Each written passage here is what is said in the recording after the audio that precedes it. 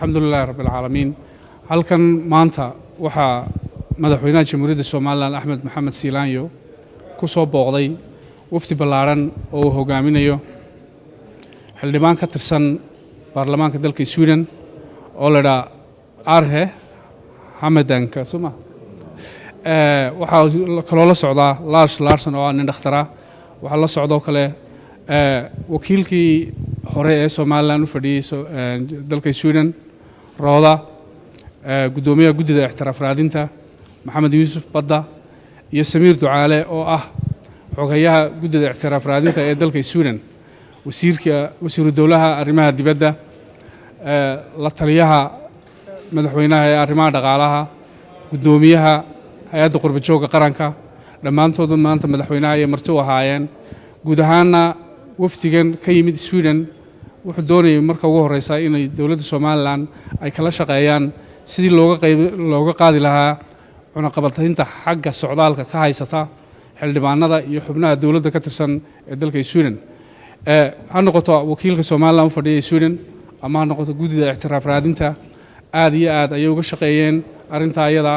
oo dalka Sweden baarlamaanka dalka Sweden 12 jeer ayuu sanadkan dhamaanaya oo kaga hadlay qadiyadda Soomaaliland sidii ama wax loo tiri lahaa loo aqoonsan lahaa looga qaadi lahaa cunaqabataynta xagga socdaalka iyo arrimaha kaleba saas daraadeed waxaan ku soo dhaweyn doonaa ambassadorkii hore ee Soomaaliland u fadhiyay Sweden oo raantii shaqo fiican qabatay madaxweynahana guddoontiisay howlqabadkii iyo waxqabadkii sanadkan dhamaaday 2016 January ilaa December Roda ku soo dhawow aad baad mahadsantahay Afyaan Xuseen farxad bay maanta ay tahay maadaama xilka wareejiyay ama wareejin doonaba sayid ha noqotay inaan fursadan maanta helay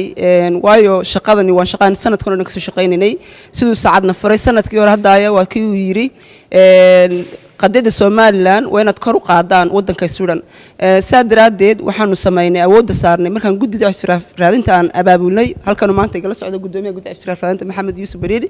iyo Samiir Ducaale oo kamid ah guddida afhayeenkan oo ah inaan awood saarno istaraatiijigi markii hore aan ka shaqeyn jirnay inaanu baarlamantariga wadanka Sweden qadadana si kor loogu qaado inaanu ka hadalno waxaanu awood saarnay saddex wax oo inaga muhiim ah hadayna Soomaaliland oo u baahan tahay in meel walba laga shaqeeyo aan filayna wakiilka imika cusubna inuu sii wadi doono waa maxay waa in marka ugu horeysa arrinkan aan loo dhoofi karin Soomaaliland wadan khatar tahay in laga shaqeeyo oo aan laga qaado arrinka xayiraadda dhoofitaanka Soomaaliland inuu la mid yahay Soomaaliland in la mid yahay Soomaaliya ay ka duwan tahay taasna waan ku dhalino Sweden baaba imanaysa oo miradhaliska eegi doonta si arrinkaas yahay waxaanu kala wada saarnay Somaliland Development Fund si soo qayb gal lahaayeen dawladda Sweden kuma jirto Sweden sad ogtihiin wadamada siyaasadda yihiin oo ku jira haday tahay Ingiriiska haday Denmark tahayba waxaan kala mar saddexaadka aanu awood saarnay sida xafiiska Somaliland kor loogu qaadi lahaa statusku yahay maadaama aan wakiil ku leenahay laakiin dawladdu ay u arag ma aragtay meeshan uga baahan inuu gaarno saddex wax aniga iyo guddida ixtiraafraadinta aad baan uga shaqeynay waxaan u arkaa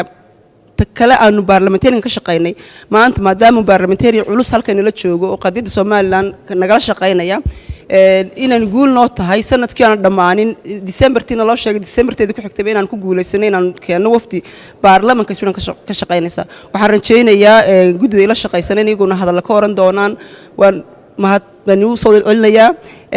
xilkii aniga oo laga wareejiyay muddadan madaxweynaha la shaqeynayay aad iyo aad baan u mahad celinaya madaxweynaha ana aad qof walba ka jecel inaan la soo shaqeeyay inuu xil ii doortay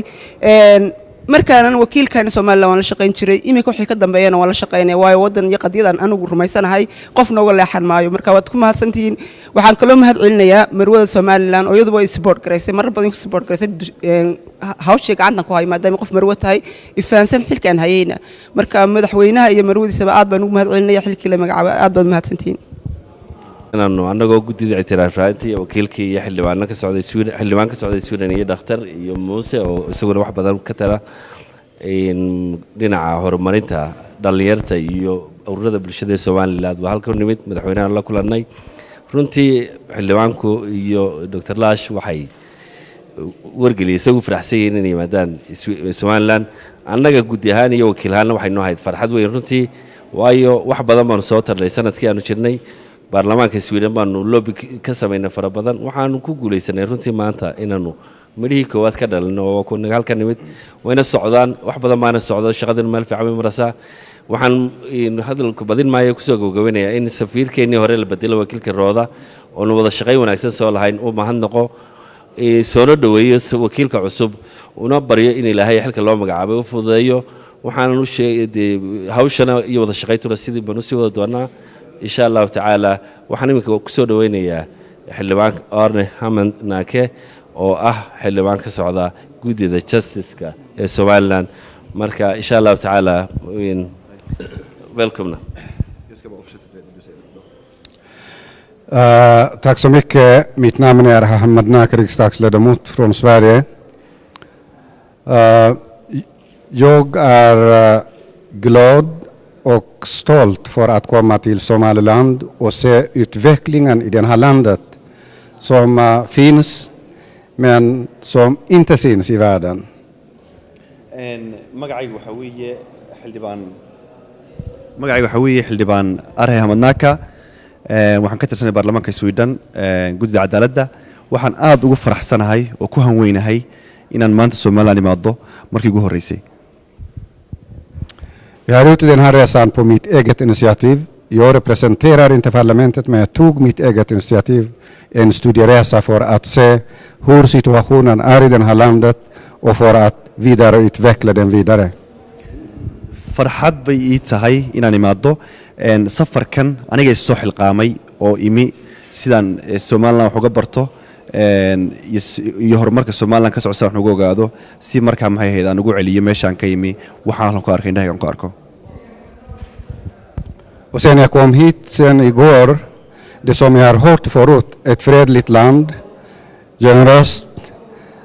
Jag har sett den sen igår och idag jag har haft möte, började med utrikesdepartementet, parlamentet och nu sist presidenten. Jag har haft bra möte,